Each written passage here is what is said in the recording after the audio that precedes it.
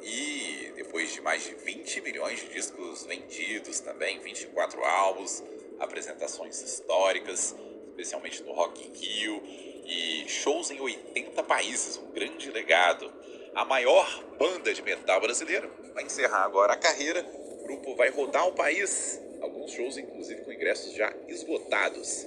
Débora Costa vai nos contar como vai ser essa turnê. O Sepultura, a maior banda de metal do Brasil, sobe aos palcos para a turnê de encerramento após 40 anos de história. Nos próximos 18 meses, o grupo, atualmente formado pelo guitarrista Andreas Kisser, o cantor Derek Green, o baixista Paulo Xisto e o recém-integrante na bateria Grayson Necrutman, vai percorrer o Brasil e o mundo para dar adeus aos fãs. A turnê começa em Belo Horizonte, cidade onde o Sepultura surgiu em 1984.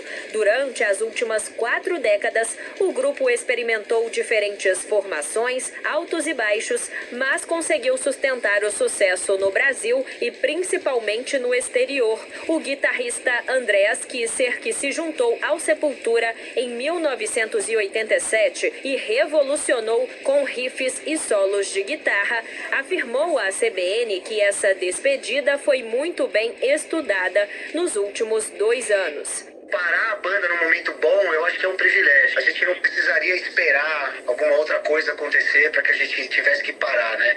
Então acho que sentimento fantástico, né, de ter uma carreira tão rica no sentido de conquistas e, né, são 80 países pelo mundo, 40 anos de história, tantas parcerias e tantos discos lançados e shows, né? Isso nos deixa muito motivados, né, de realmente ir para a estrada e celebrar isso junto com todos.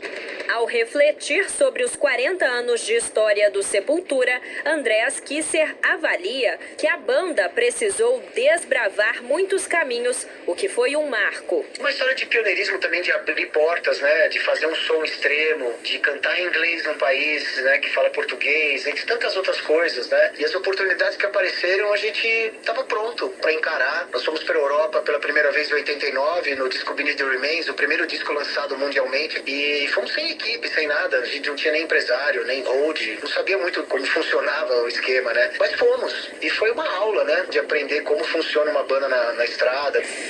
No início, o Sepultura era como uma banda de garagem da década de 1980 na cena belo-horizontina. Criado pelos irmãos Max e Igor Cavaleira, que já não estão mais no grupo, desde o começo os artistas decidiram fazer canções em inglês focadas em críticas aos problemas sociais do país. Quem lembra dos primórdios do Sepultura é João Eduardo de Faria Filho, responsável pela Cogumelo Records, a gravadora independente que lançou o grupo. Era muito original para a época. Ninguém lá fora tinha tanto agressividade no som e nas letras, principalmente. Porque aqui a gente estava numa crise econômica muito grande sob o regime militar. Então a gente percebia que a música daqui ela era uma música quase de protesto. Por isso que a gente vestiu essa camisa deles também e a gente sempre apostou nesse tipo de música, né? Com a Cogumelo, o Sepultura gravou os 3 primeiros álbuns, mas a virada na carreira veio com outra gravadora,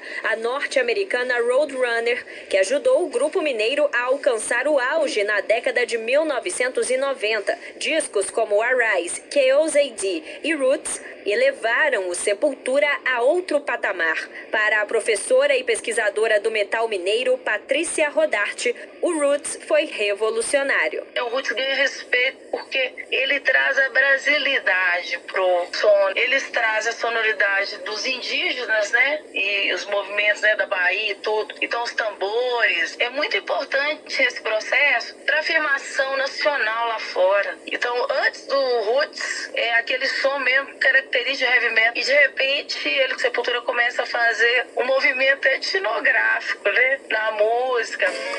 Nessa mesma época, houve uma ruptura que marcaria a história da banda. Em 1990, 96, o vocalista Max Cavalera deixou o grupo após divergências internas. Nos anos seguintes, o Sepultura enfrentou várias outras trocas de membros, gerando altos e baixos. E recentemente, às vésperas da turnê de encerramento, outra saída. O então baterista Eloy Casagrande decidiu não participar do projeto final do grupo. Apesar das divergências, para os fãs, o que fica é um estilo original que rompeu barreiras e colocou o metal brasileiro em destaque. Apaixonado pelo Sepultura desde os 14 anos, o criador do canal MG Metal, Luiz Flávio Pedrosa, acredita que a banda acertou em decidir parar. Eu acho bom eles pararem agora, que eles já estão com material, uma discografia consistente, né? Já fez tudo que tinha que fazer. Embora a arte, ela é assim,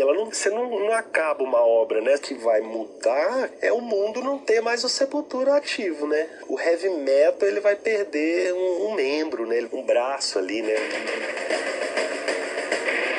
A turnê de despedida do Sepultura vai virar um disco ao vivo de 40 músicas registradas em 40 cidades diferentes. Com sonorização de Juliano Fonseca, de Belo Horizonte, Débora Costa. Tá aí a reportagem da Débora Costa.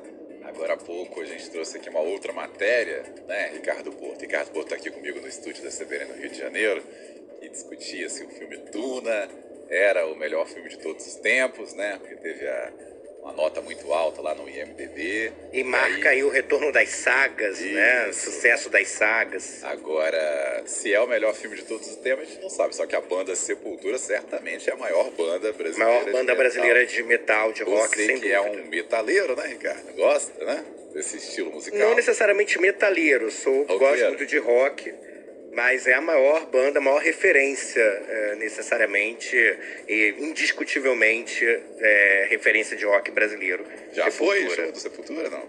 Não, nunca fui. Não. Aí, ó, tem a última turnê pra É a você ir. última turnê de despedida. Corrigir. Então, Ricardo, me diz aí o que os ouvintes estão falando. A gente provocou todo mundo aqui a responder qual é o melhor filme, né, de todos os tempos, se é mesmo.